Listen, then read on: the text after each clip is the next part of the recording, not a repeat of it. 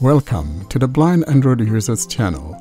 This is your source for everything Android tutorials and demos, all from a blindness perspective. Don't forget to subscribe to our channel for more content like this.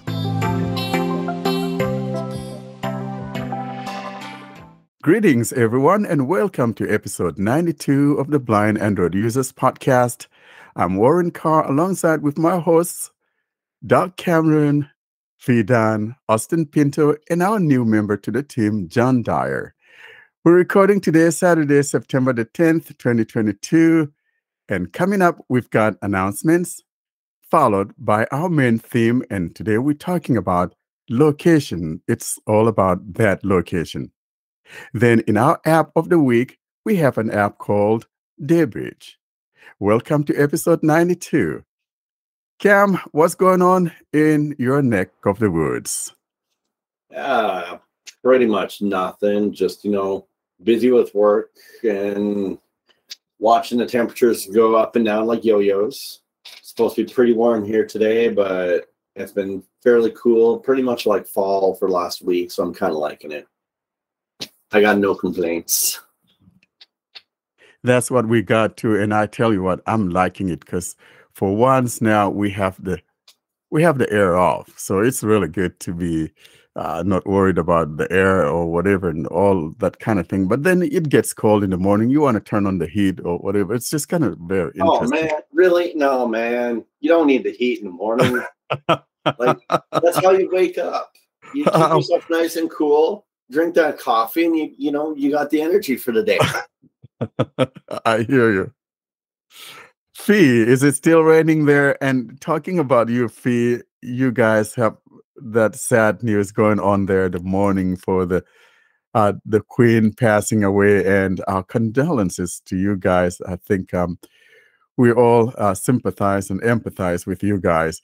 What's going on besides that, girl? Yeah, thank you for that. Yeah, we've just had Charles III has been proclaimed king today. It must be a very mixed up kind of time for him at the moment with his mother has died, but he's got to be king straight away. That must be very odd. Yeah, we've had lots of rain this week and some thunder and heavy rain, and been going on most of the week. I was sitting in the garden this afternoon with the sunshine, but it was a good job I came in when I did because it started to absolutely chuck it down with rain. And now it's just sort of drizzling. It was kind of like my mum said on Thursday, she said, "Oh, is it still raining in London?" I said, "Yeah." She said, "Oh, London's crying because the Queen had just died." Yeah, so although it happened in Scotland, but yeah, it's kind of end of an era. Bit strange time. But other than that, yeah, it's feeling a bit autumnal or more like fall, as you guys would say. Yeah, it's definitely cooling down here. So tell me something. Her husband is still alive, right? No, he died last year, I think. Oh, okay. And Because I was gonna. she had to sit on her own because of COVID restrictions and things. She wasn't allowed to sit with any other family. And then we found out that various government ministers and people who've been making all these rules had been having parties, and yeah, particularly there was one on the evening before Prince Philip, the Queen's husband's funeral, and then the Queen sitting on her own in the service, and yeah, she was a lot more sticking to the rules and doing the things she was supposed to do.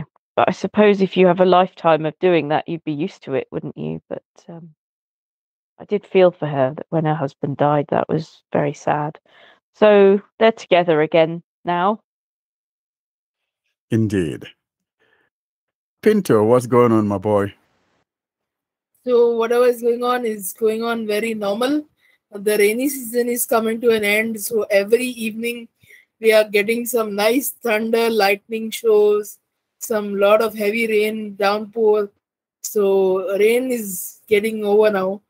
It's going to be October heat. and then will be winter. So rain is ending. Tell me, Austin, how come it is that you guys had the whole damn week off, having a party celebrating some kind of a holiday? Yeah, there was a holiday for some festival that was there. I forgot now. For a week. How For a beautiful week. is that? Yeah. Because I was like, Austin was at home. I'm like, what's going on? You have the whole week off? Yeah. Interesting. Party in India. Yeah. It is party time in India. You guys in India have a party on our behalf, and congratulations for having a week off. My goodness. Thanks. But Indian weddings last about a week, don't they, or something? I think they've got the right idea, actually. I think we should do that. 3 days. Oh, whenever I have my birthday, I always make sure it goes on for much longer than one day. Well, I mean, Indian weddings, you got to have like the groom side, then the bride side, then like everybody. Like you got to have 3 weddings. Like hell yeah. It's called party time. Yeah. Beautiful. India knows how to party. I like that. John, welcome to the edition. We welcome you to BAU podcast. And what's going on there in Virginia land? Thanks. I'm glad to be here. It's cooling down here as well. We went out to the park this morning. I went with my wife and my son and had a good time there. It's definitely cooled down a little bit, starting to feel like fall here in the Virginia Beach area. Great. And we welcome you aboard and looking forward to all those unboxings from Samsung, as you are the official unboxer of the Samsung flagship, anything Samsung flagship. All right. I look forward to it as well. Thank you, John. Austin, we turn on to announcements. And what do we have?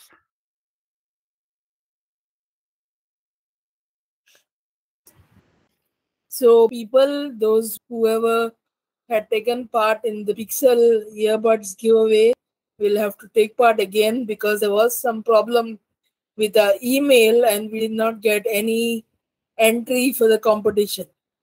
So in this episode, there will be a secret code and you need to email us with that code, and then we can ship your earbuds to you. Other than that, things are working normally now. Our email address has started working normally. So any feedback, any comments, anything you want to do, you can email it to us at contactus@blindandroidusers.com. So that is the announcements. Thank you so much, Austin. And we really apologize, guys, for this mishap. I was hoping, though, that once things got stabilized, that we will find a winner. And somehow we didn't find it because those emails were lost. And so please accept our apologies. And if you had entered, we want you to do that again, because we would like to be able to give that away. And thank you for your patience. And again, we apologize for that bad happening. We now turn on to our main topic of the day, and it's all about locations. You know, locations is something that we all use. We either love it or hate it. Sometimes people say, hey, I don't want them tracking me. And there are benefits to locations, isn't it? But before we talk about all of that, though, I want to give you a general overview of this area. So I'm going to go into that area, and then after I've shown you what we have in here, then we will discuss it as a group.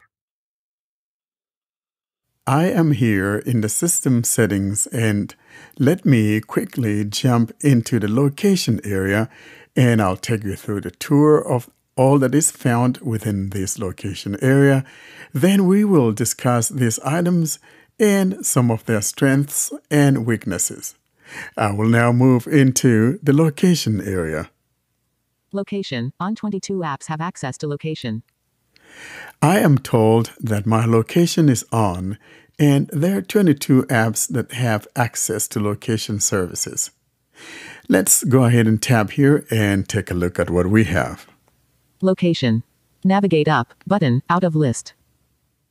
Upon tapping on location, we are now on a page, and I do want to mention here in passing that there's a kill switch near the top right, just maybe like a couple inches from the top, and that is a toggle. You can basically use that as a kill switch that turns off everything having to do with location. I'll put down my finger so you hear what I'm talking about. Use location on switch.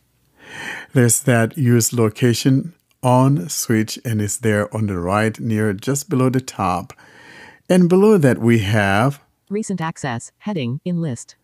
we have a heading for recent access, that is apps that have recently accessed these location services. Google 3 minute ago. And I'm told Google accessed that 3 minutes ago. Google Fi 3 minute ago. Google Fi, that's my phone services provider. Nest 14 hour ago. And my Nest thermostat from 14 hours ago. And the reason is that you can choose to only have these things only have access to when you're using the app.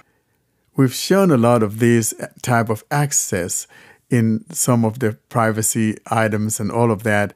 Again, I do want to mention here in passing that although we've talked about these things, these are things that you can tap on and choose to turn off, or rather set them to only have this access when you are using the app. Next, See all. we have a see all. Next, App location permissions. 22 of 109 apps have access to location. app location permissions, and I'm told that there are 22 apps out of 109 apps that have that capability, that have access to or that are allowed to view. And this does not mean that all 22 apps may be actively searching for my location, but these would contain both that are actively searching for my location and those that can only see my location when they are in use. I'll go in here so that you know what I'm talking about. Therefore, I'm tapping on this item. Location. Back button out of list. Showing items 1 to 11 of 114. I will now put my finger near the top. Location. Location. Apps with this permission can access this device's location. Heading in list. And here are the apps we're talking about. Allowed all the time. Heading. Under allowed all the time, we've got Android System Intelligence. Last accessed 10:11 a.m. Android System Intelligence. And again, it's just like any other one. I could tap here and say, hey, only use this only when it's in use. However, this may cause some instability because this has to do with things like checking things on the Play Store to know when updates are available for you and things like that. So it's up to you. Next, Google. Last accessed 2:08 p.m. there's Google. Next. Google Fi. Last accessed 2:08 p.m. And I'm moving through. Allowed only while in use. Heading. So as you can see, only 3 are allowed for active location access. Now, under allowed only while in use, I have some of the following. So out of those 22 apps that we heard, 3 of them are active and 19 of those only have access when they are in use. And some of these include the following. Amazon Alexa. Amazon Alexa, Android Auto. Android Auto, and below that, Camera. Camera, Chase. Chase, and the list would go on till all 19 have been exhausted. Now let's go back to the previous screen and continue throughout our exploration. Location. App location permissions. 22 of 109 apps have access to location in list. Now below that we've got Location services. location services. In other words, these have to do with things like earthquakes and emergency services and things like that. Let's go in here though and see what this is all about. Location services. Navigate up button out of list. I'll put my finger in the middle, or near the top rather. Location services. Here is location services. And now below that, I'll move my finger down and see what the services are. Earthquake alerts, on, in list. Earthquake alerts is on. Emergency location service, on. Google location accuracy, on. Google location history, tap to manage. Google location history, tap to manage. In other words, you could tap in here and manage how that access your location. And Google location sharing, tap to manage. Google location sharing. Let's go in here, for example, because this is one of the important things here too as well. Let's go in here and see what we're talking about. Location sharing, warcare@gmail.com. We are here in location sharing. I'll put my finger near the top. Location sharing. And then to the right of that is your account. Google account, Warren Carr, Warcare. Location sharing lets you share your real-time location from your devices with people you choose. And now I'm going to simply tell it to read from here. Thus, I'm triple tapping with 3 fingers to read from next item.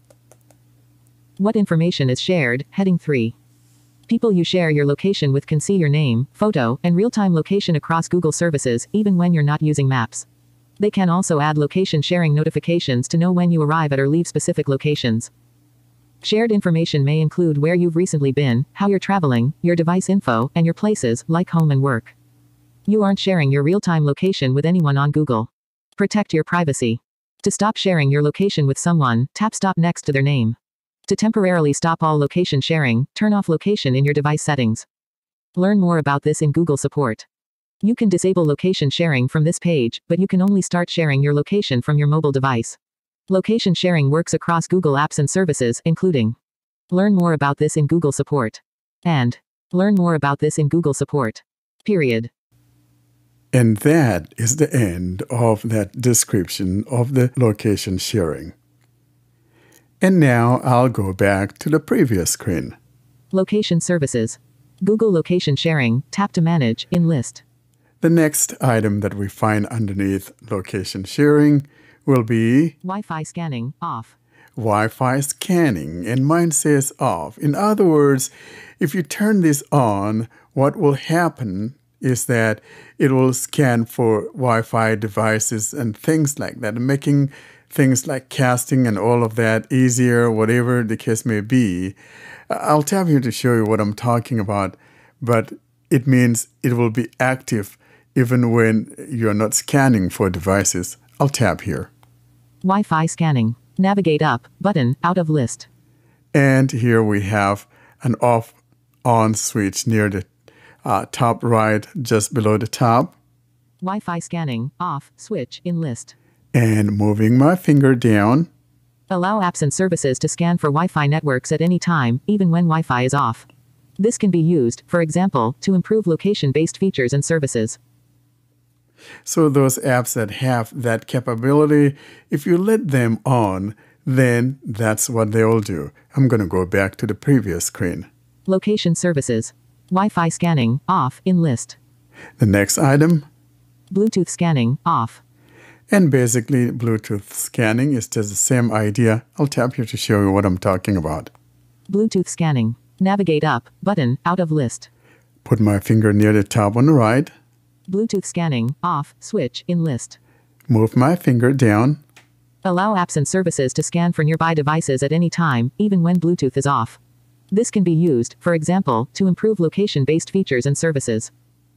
So in other words, it's the same thing we saw with the Wi-Fi scanning capabilities. That is, apps that have these Bluetooth scanning capabilities would be able to scan for Bluetooth devices just like those Wi-Fi capable apps that have the Wi-Fi capability scanning. Let's go back. Bluetooth scanning, off, in list. And that will be the last item in here. I'm going to go back. Location services. I am now back on the previous screen. And that's the last item here, but we do have some information below that. And that information, moving my finger down, says, Location may use sources like GPS, Wi-Fi, mobile networks, and sensors to help estimate your device's location. Google may collect location data periodically and use this data in an anonymous way to improve location accuracy and location-based services. And that's it about the information about what these location services do. We will now go ahead and now discuss these things and talk about their strengths and their weaknesses. So that's it about locations. And now, guys, let's talk about it. Locations is something we need, and I'm looking at it from the viewpoint of a blind person. When we use locations, we're talking about being able to go somewhere or things connecting to our phones via that location services and all of that. And frankly, if we're going to be able to use location services, or if I'm going to be able to use my GPS effectively, I definitely will need to have that location access, isn't it?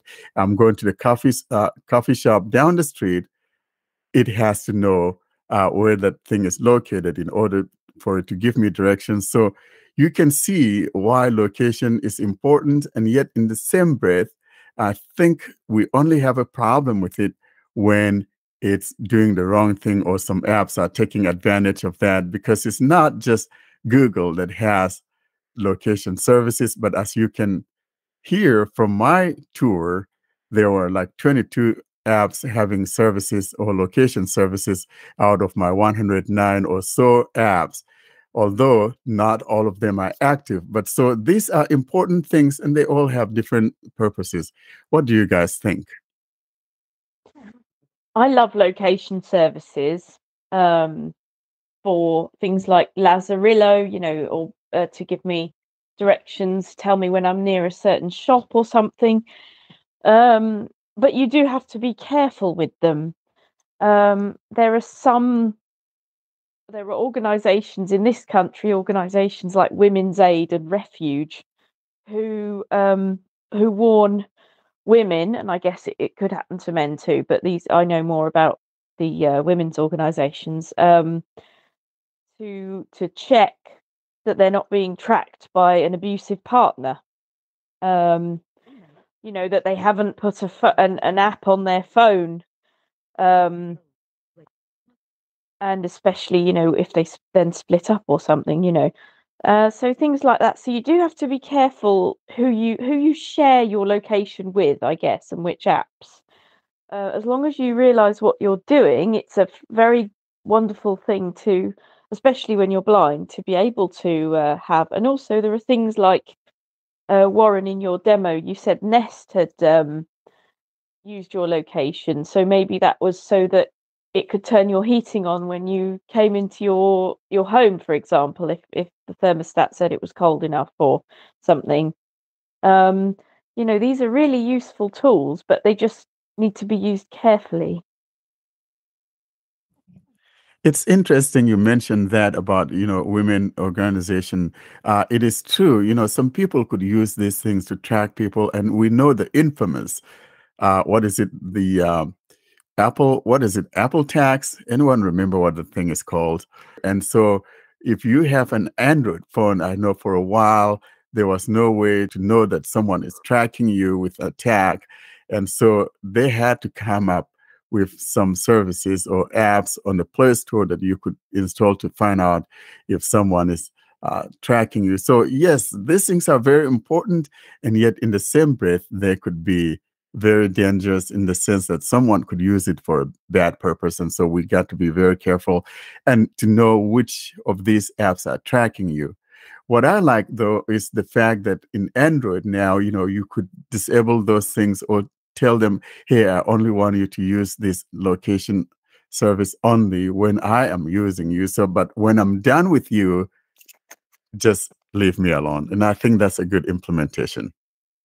Yeah, and recently, I don't remember what version of Android it was, but they introduced where you can specify, give this app my precise location or give this app my general location. So if it's an app like, for example, it just wants to know your zip code so it can tell you the closest Home Depot to you or something like that. That doesn't need to know your exact GPS location, and you can choose when you allow the permission whether you want it to be precise or not. And in that case, you don't want them knowing exactly where you are. You just want them to be able to tell you what the closest store is to you.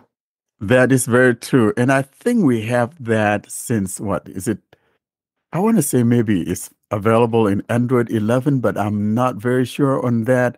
But I know for sure that that is also found in Android 12. And that's a very good point, because if all you want to know, or all that you want the app to know, is that, hey, I live in Seattle, or I live in the whatever hill in Seattle, you can tell I don't go to Seattle often.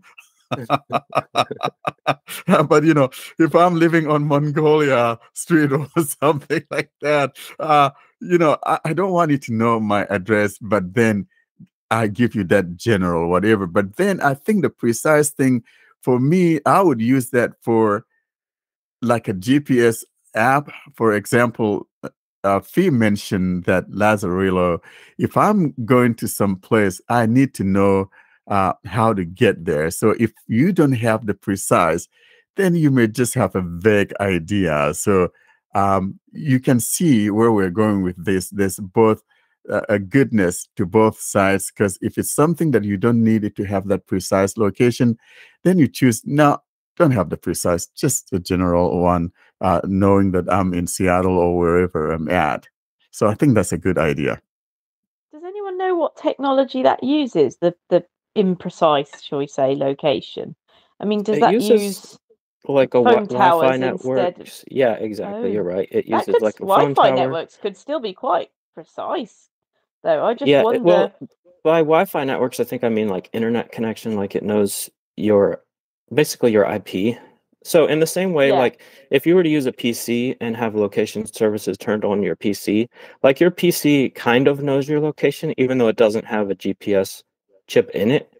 And it uses like internet connection to basically tell the 'cause of website where you're you connecting. are. Mhm. So then you get those emails from Google or whatever saying someone signed into your account at this time and this, and usually I'm like, yeah, good, that was me, that's fine. Yeah, exactly. Yeah, but I still think it could be more precise than perhaps you might realize sometimes. I'd like to know in terms of miles or half miles or something. I've never heard an answer to that one, so I'm just intrigued. But yeah. And it's also handy when you're doing the nearby share, or maybe you're trying to connect to some device in your house. That comes in handy, because then it has that ability to see that particular device you want to interact with, and thereby making it easy to interact with that particular or that given device. So there are a lot of usage, good usage for precise, and then also for don't have my precise. So it depends on what it is that you're trying to do. Some of these things would need that precise location. For example, if I want to be able to move from here to there, I need to have that precise location, because I don't want to make a wrong turn on a wrong street. So I see both sides of it, and I'm glad that we have both. It's just a beautiful thing. There is one more option to the location window, which is the mock location, which can be found in developer options. If you go to about phone and tap 7 times on the build number, you enable developer options, go to developer options, then go to debugging and enable mock location. What this does is it fakes your location. You can say that you are in US or somewhere, and then you can get hold of content or something that you cannot watch in your country. And I call that the hide my ass type of service. You know what I mean? Can I say that on the podcast? I think I could. Yeah, you can. And it's one of the greatness in Android, because you can enable that if you want that type of behavior, because then you can pretend you're somewhere else, when you're not there. It's a really interesting take. The other thing is, people often think it's just a sat nav thing, location, but like we were saying, it could be phone masts or cell towers, as I think you call them, or it could be things like Bluetooth and Wi-Fi. Now, this was a very interesting one during COVID. I think in many countries there were different apps that you could install. Each country had its own app, which presented problems if you travelled, but if you didn't, which you weren't really meant to much at the time anyway, because everything was all locked down. But I never installed those apps because, to me, they were government apps, and they were supposed to ping you, if you'd been near somebody with COVID. Well, I live in a flat in London, and somebody in another flat or even in the next door house could have COVID. The Bluetooth would go through the wall, but I would have had no actual face-to-face contact with them. And also, I just didn't like the idea of this thing tracking me at all. So, again, location and other information, it's just important to be careful of it, I think. Fee, you brought up a very important point there, most especially about that COVID tracking thing, because it doesn't tell us, hey, if you're like 2 feet away from that person, then I'll track it as you're near someone that has that COVID. We don't know the length, or, how far the person needs to be from me before it does that. So it's just a blanket thing. And so really, like you, I never installed that because I'm like, hell no. And you made a very good point. You could be in another apartment and someone could be in another apartment, and the only thing that separates you is just the wall, and you will be flagged as being near someone who has COVID. So this is really something that I'm not sure if anyone thought about. That a very important point. Well, I mean, No. I look at it kind of in a bit of an interesting way, kind of similar to both of you guys. But Bluetooth has a range of averaging 30 feet. So there's no way to cut that down for the app to only determine how many, like, your contacts within a 6-foot zone or a 10-foot zone. So really, you could live in an apartment that's, say, 20 feet wide, and you could, in reality, you could have someone who's literally 2 apartments down from you test positive. They may be able to flag you as a close contact, whether you've encountered them or not. Exactly. But where my biggest thing came in is, so I did download the tracking app for Alberta.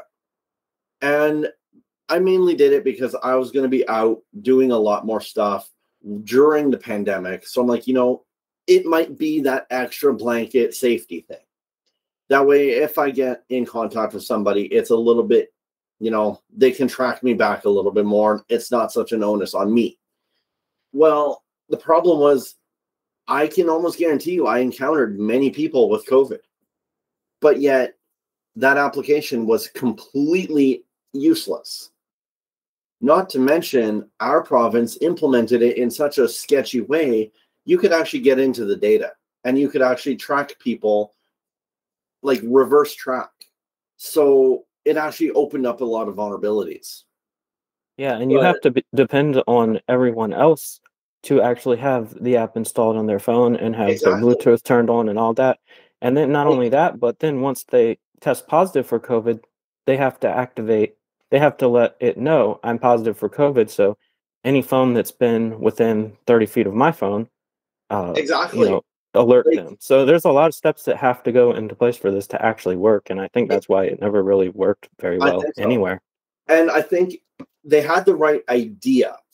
I don't personally have an issue with their concept of the app, but it wasn't a functional and reliable process. And I think it kind of exposed some of the concerns a lot of people have with location tracking. Because while you look recently in Canada, Tim Hortons has been nailed for tracking people while they're not even in the application. So their app will allow you to do, advanced orders, stuff like that, at the nearest Tim Hortons to your location. But they were actually tracking you while the application was closed and not running in your phone.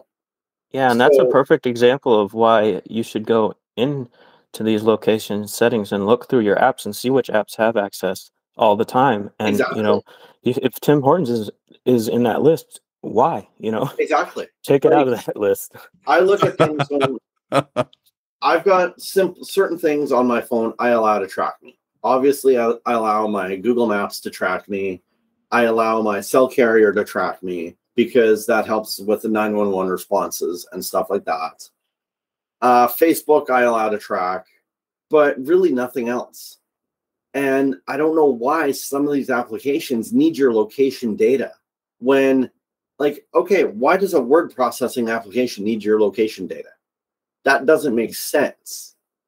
But yet, if you are using something that's, we'll say like a macro application that'll go and actually trigger certain events, you kind of want that to have location in case, you know, you walk through a geofence, it'll trigger your lights at your house. Yeah, and it's important to point out that all these settings transfer over for you. So if you haven't gone and looked at these settings, even if you've gotten a new phone and you've restored your backup, like all these apps settings transfer over. So if you gave something permission years ago, if you've just transferred your backup every time you got a new phone, then it still has permission. So you should just go in and just look at the list and see what has access and make sure you're okay with it. That is important, John, and a very important point in there because, like I showed in my demonstration, or the tour of the items in that location services, all my phones are like that. It doesn't matter which one of the phones I picked up because all of my settings were kept. And so if you had done something in the past and you forgot, you want to go in here from time to time to make sure that things are in the order that you want them to be, so that if you're getting a new phone, you are sure that your settings are going to be kept. And, Cam, you talked about that, Tim Hortons. Very interesting. We were having that conversation yesterday on our way from the football game, high school football game. And, my daughter and her friend, and we were talking about, there was something they were showing on McDonald's or whatever, saying, some lady was saying, or her kid was saying, I want a Fortnite pass with it or something like that. And I'm like, well, it brings to mind something that happened in Canada. Someone was tracking people, and I just couldn't remember the name of the restaurant. I said, I don't know if it was Wendy's but it was something local. And they had to be given food as a consolation. Like, the only time, like, there's one setting in my phone that I have absolutely no problem with when it comes to location, and that's stuff like your maps. Because obviously that will transfer over to your watch so you can, go through GPS stuff. But it also gives access to the SOS. So I look at that being a process that I honestly think everybody should be able to have turned on and feel comfortable with. Because at least then if you, say, have a fall, you're going to know that your SOS is going to give a relatively accurate location.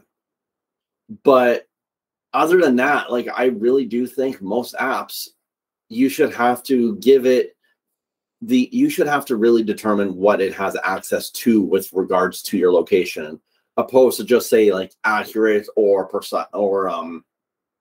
your approximate location, because your precise location is going to change all the time. And how precise is it? Where you say your general or approximate location, we still don't know what the range for their definition of approximate is.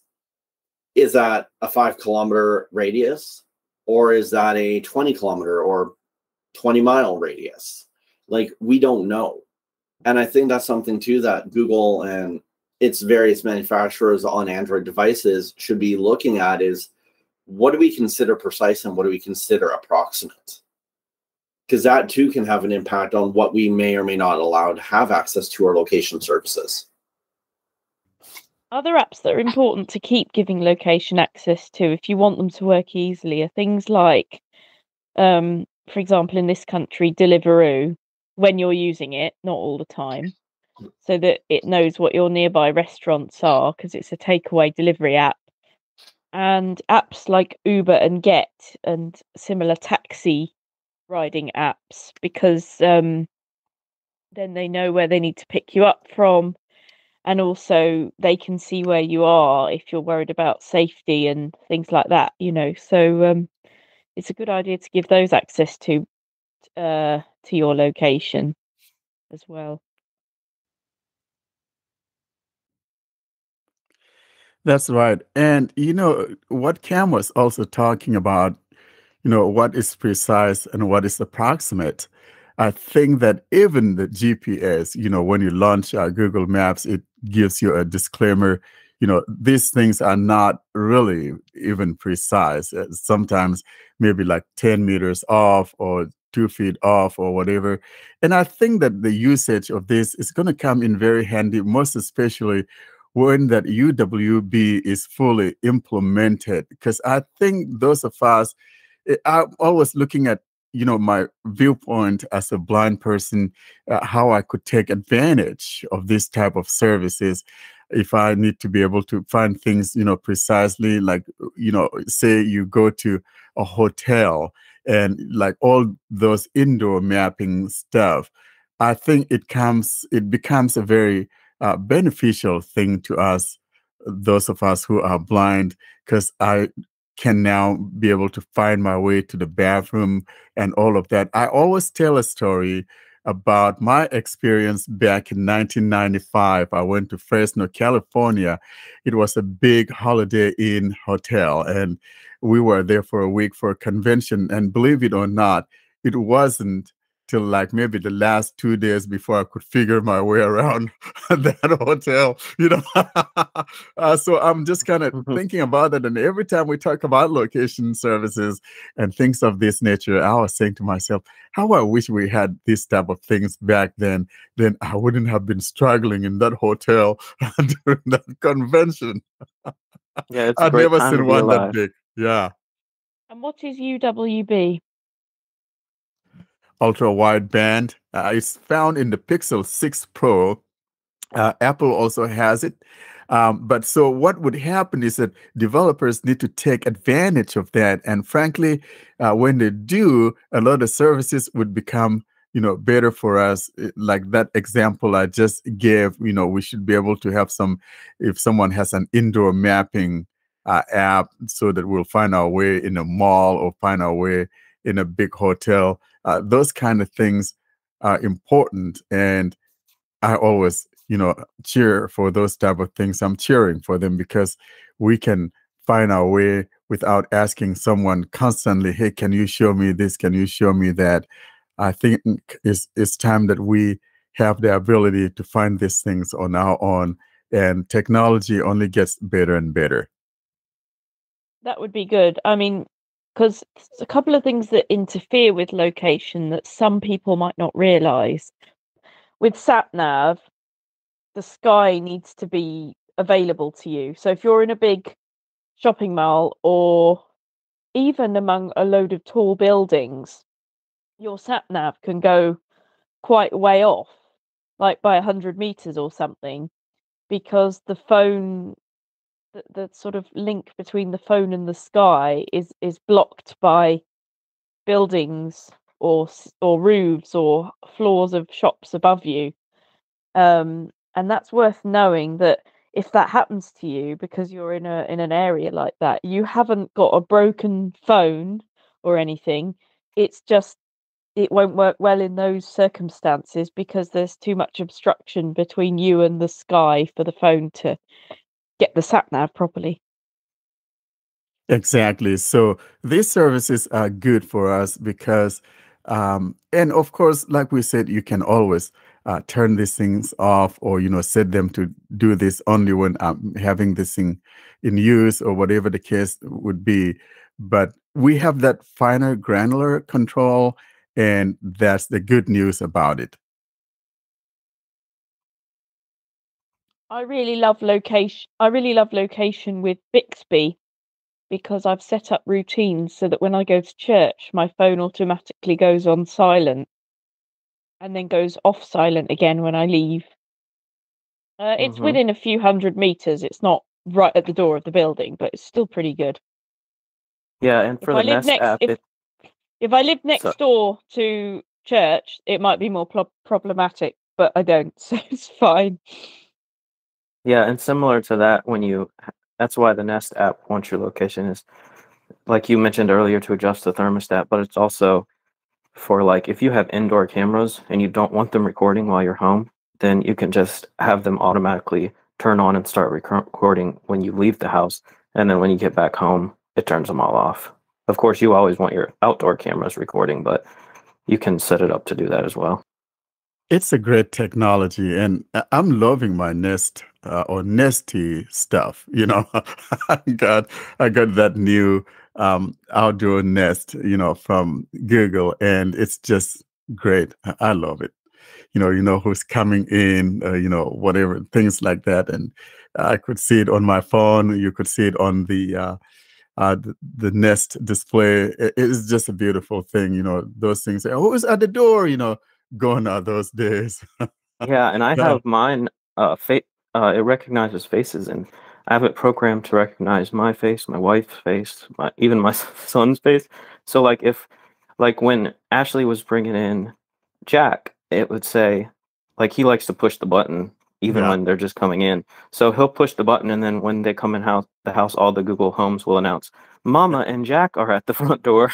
Exactly. So and it's that's cool. what You I can like. have it announce who's actually at the door. Yeah. It's really good for us blind people because I can see who is there. But if you've taught it to recognize certain faces, when that person comes to the door, it'll let you know. So I could say, hey, I'm not letting you in just because. And the thing is that you can talk with the people out there. And I like that. It's just a beautiful thing. So this is part of that location that we're talking about. Big Brother's watching us all. Oh dear. Yeah, Big Brother. All these cameras everywhere. It's a good thing. Well, it's the world we live in now. It's unfortunate. Like I said, every good thing has some bad part to it. And we just have to kind of know how to use it and try to deny the things we don't want it to have or access to things we don't want it to have. And I think that's the good part of it. Yeah, and it's good to, if you're one of those types who just like turns off your location globally, which is something my dad does, you'll notice it messes up your phone. Like you'll want to do something simple, like for an example, my dad would say, he has an iPhone, so he'd say to Siri, call China Chef, which is a restaurant right down the street, and it starts calling some random Chinese restaurant in like a completely different state because he keeps his location turned off. So it'll really mess up a lot of features you use all the time. So if you're one of those who likes to keep your location turned off, I encourage you, just turn it on, but go and limit what apps have access to it. It'll make your experience a lot better. That is very true, because besides that, you are also going to be increasing the battery consumption because these things are running in the background when they shouldn't be. So it really, from that viewpoint alone, by golly, turn off the ones you're not using or the ones that are not needed to be active. Turn those off, put them to only when I'm using the app, like I have, as I have shown in that little overview. And Warren, I'm just wondering, do you have a secret code for us? Talking about secret codes, John, maybe we need to give a secret code for our giveaway. And that code is going to be CORE5, CORE 5. There are 5 of us here today, right? CORE5 is your code. Let's now transition to the last item on the menu, and that would be the app of the week. So for episode 92, app of the week, I am demonstrating an app called DayBridge. Here is a demonstration of DayBridge. Hi. For episode 92, app of the week for the Blind Android Users podcast, this is demonstrating DayBridge. DayBridge. Today, I'll be demonstrating for you DayBridge, a calendar app. In other words, if you're not happy with the calendar app that comes natively on your phone or the one you've downloaded either from Google or whatever, and you're not happy with it, you may want to give DayBridge a try. For today's demonstration, I'll be using my Pixel 6 Pro with Android 13 QPR1 Beta 1, and for the TTS engine, I am utilizing the Google Speech Services via the Auto TTS language switcher. I am on my home screen now and will navigate my way to the icon for DayBridge. DayBridge. Here is DayBridge, and I'll tap here to activate. DayBridge. Sign in with Twitter. Upon launching DayBridge, we heard sign in with Twitter. In other words, you could sign in using your Twitter account, or you could sign in with Google or with Apple. This is what I'm talking about. Sign in with Google button. Or Sign in with Apple button. those are your options. I will tap on sign in with Google. Sign in with Google button. I'll tap here to activate. Google Play Services on top, Google Play Services on bottom. Google Play Services. Choose an account. Launching or tapping on sign in with Google, we're placed on a screen that asks us to sign in with a Google account that we would like to use this app for. I will tap on my username here and continue from here. Warren Carr, warcare@gmail.com. I'll tap here to activate. Google Play Services on top, Google Play Services on bottom. DayBridge. Back button in list. Tapping there now, we are highlighting the back button, which is found near the top left corner of the phone. I'll move my finger down from here. Tell us about you. We hear, tell us about yourself. We need to know a few things to set up your account. And Warren Carr, edit box, full name. that's your name. Warren, edit box, first name. Next, Edit box, email address. email address. So I'm going to tap here to enter my email address. Back. Tapping on that, I heard back, and if I put my finger down, there's a keyboard that has been popped up, but also alongside with that will be an autofill from which I could simply tap on my email address and fill in all the necessary field required. Warcare@gmail.com, in list, window autofill options. And I'll tap here.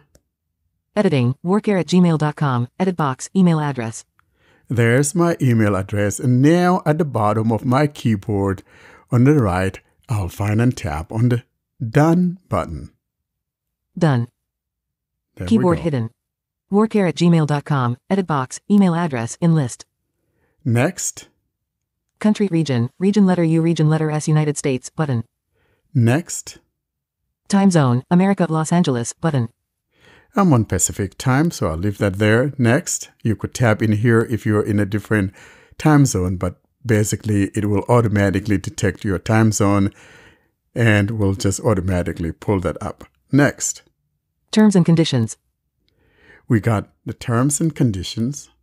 Please confirm that you've read and agreed to our terms and conditions and privacy policy. And to the right of that is a checkbox or a switch that is turned off by default, and you will need to tap on that to turn it on to say that you agree. Off, switch.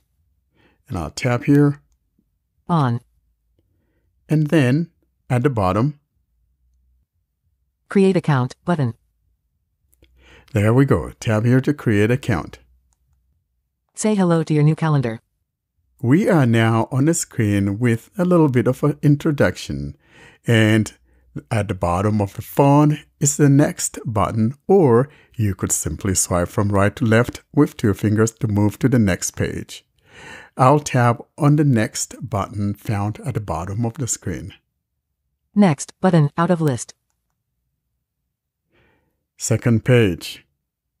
View your plans. Next. Next, button, out of list. Create categorized events in seconds, in list. Next. Next, button, out of list. And Share events with a tap, in list. at the bottom, Let's go, button, out of list. Let's go. Tap here. Button. Detected. Text W. Now we are in the main UI of the app, and we heard detected text W. At the top, there's absolutely nothing there at the top, neither on the top left corner nor on the top right corner. At the bottom, however, we have some buttons, and that's one of those that you heard. Starting from the bottom left and going to the right, we have the following buttons. Button. We have one that says button, and to the right of that, Capital W. capital W signifying my name. To the right of that, Fry, the 9th of September. Button. Friday, the 9th of September. Next to the right of that, Select calendars. Button. select calendars. In other words, you could add different calendars, whether it's a Google Calendar, a Microsoft Calendar, and then to the right of that, we've got Add event. Button. Add Event. This is where you'll tap to create an event for your calendar. Now, let's go back to that button on the bottom left that says button. And I do want to mention here in passing that whether you tap on that one that simply says button or the one that says capital W for my name, it could be capital S or capital D, whatever your name may be, that's what that will show. And they are one and the same. In other words, tapping on that takes us to what looks like the open navigational drawer. I'll tap on one of these. Capital W.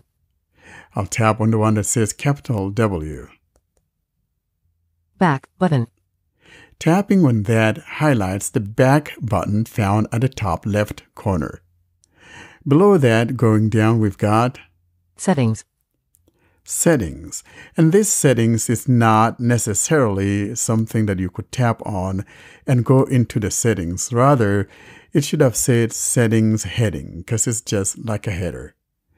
Below that, we've got Capital W. Warren. my name. Button. Disabled. Detected. Text W. Next, Account. account. You could tap here to manage your account. Notifications. Notifications. You could go in here and do all the notification stuff. Connected calendars.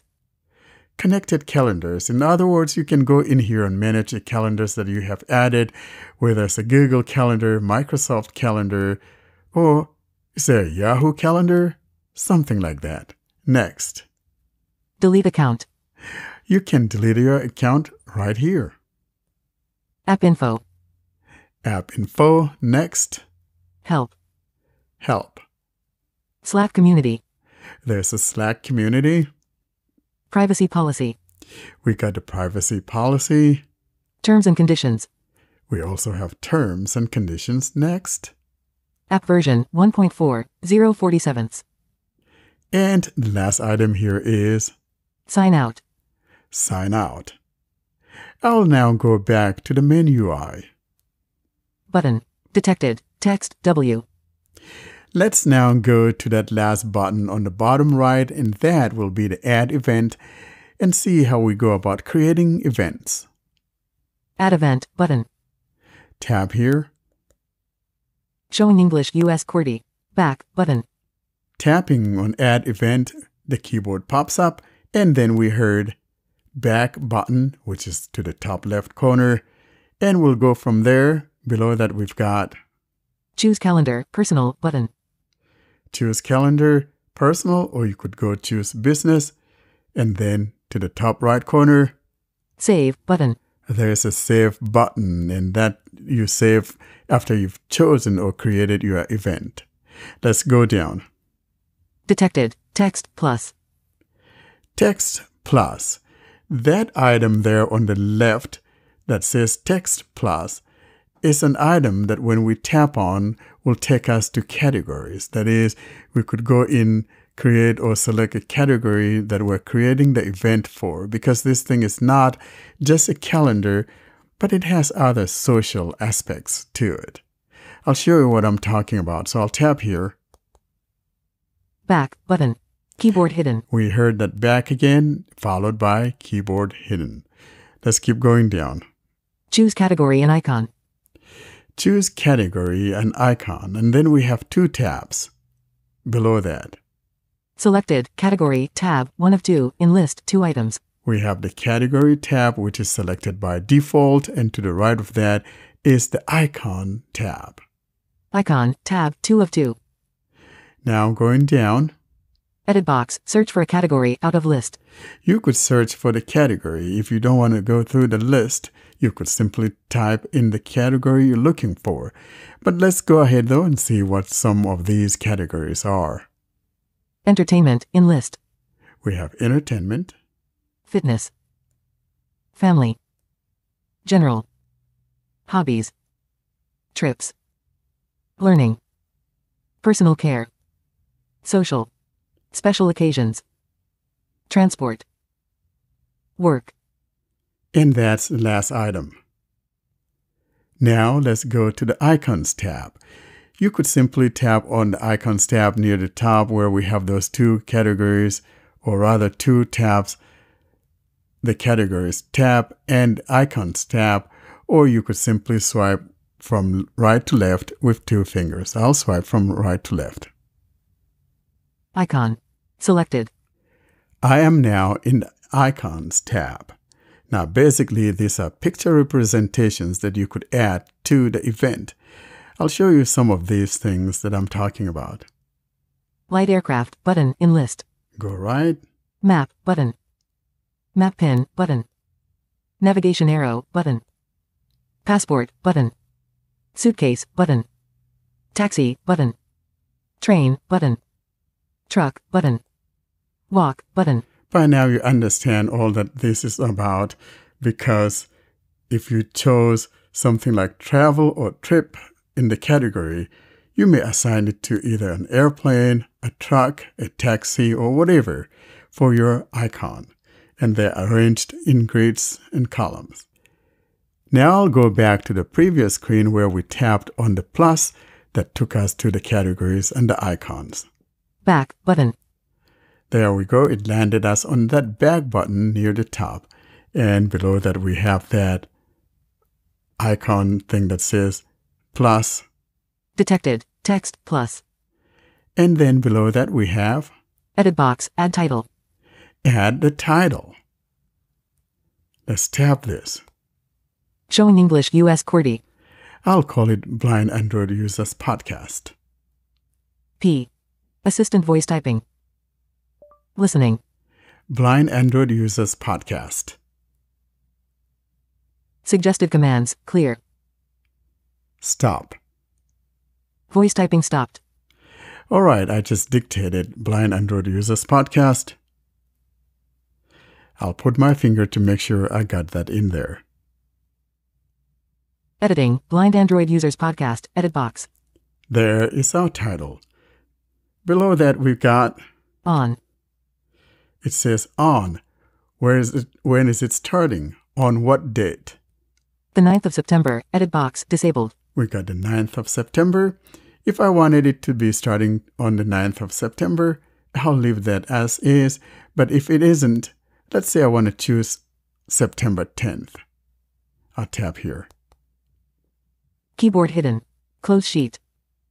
At the bottom half of the phone is the calendar, basically dates and all of that. I'll find the 10th here. I'll put my finger down. 18 button. 9 12 but 11 button. 10 button. There's 10. I tap Back button. Out of list. and places me near the top again. I'll put my finger down toward the middle. The 10th of September. Edit box. Disabled. And to the right of that, Until. until what date? The 10th of September. Edit box. Disabled. I'll leave it on that. Then below that we've got From. from, that is what time. 7 p.m. Edit box. Say 7 p.m. and to the right of that, 2. to what time? 8 p.m. Edit box. 8 p.m. Next, we got Add location. Edit box. Disabled. add your location. You could tap here to add a location if you are going to a particular location. Doesn't repeat. Edit box disabled. Does it repeat? You could tap here to choose it repeats or doesn't repeat. By default, it doesn't repeat. September 2022. There we go. Next, if everything is okay, then all you need to do is tap on that Save font near the top right corner. Save button. And that's where you will tap to save. If you don't want to save it, of course, if I go back, for example, DayBridge. Discard. I have a dialog now asking if I wanted to discard this or not. Are you sure you want to discard your changes? And below that to the left is discard. Discard button. And to the right is Keep editing button. keep editing. So I'm going to tap on discard. Discard button. DayBridge button. I tapped on Detected. discard. Text W. And now we're back to the main UI. And that's it about DayBridge. And you now know how to manage your DayBridge, DayBridge.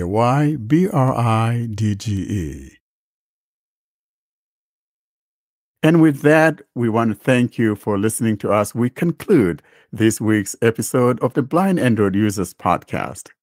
We'll now turn on to Austin to give us information or give you information as how you can go about getting hold of us. Austin? For people to locate us, they can email us with their questions or feedback or comments or recording submissions to contact us at blindandroidusers.com. They can browse our website, blindandroidusers.com. Check out our YouTube channel, youtube.com/blindandroidusers. Subscribe to our mailing list, Blind Android Users, plus subscribe at groups.io. The links for Telegram and Twitter, Clubhouse will be in the show notes with all the other links. So that is it from us this week. And from me, guys, it's goodbye till next week. Thank you so much for listening, and we really enjoy you guys. Thank you so much for always being there. Goodbye. Bye, Later. and thank you Goodbye. for locating the podcast. Exactly. Thanks for locating the podcast. Feed, that's beautiful. Thank you. Thanks for listening to another clip from the Blind Android Users channel. Don't forget to hit that subscribe button so you're notified of every new material that we upload. Thanks again for listening to the Blind Android Users channel.